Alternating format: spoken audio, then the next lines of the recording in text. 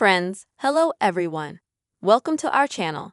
In this video, I will tell you and show you how you can disable shortcut notifications on your iPhone.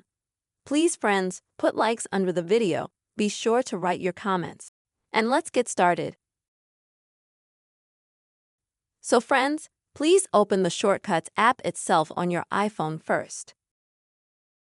Then go to the bottom, in the middle, to the automation section. And here you'll have ready-made automations that you may have customized before. And in order to turn off their notifications, you'll need to go to the automation itself. And here you'll be able to find the Notify on Startup option.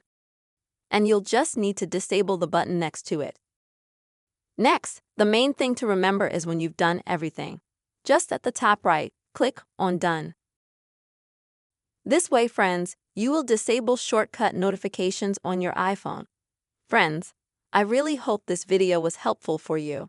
Please put your likes, write comments under the video. Don't forget to subscribe to the channel and see you soon.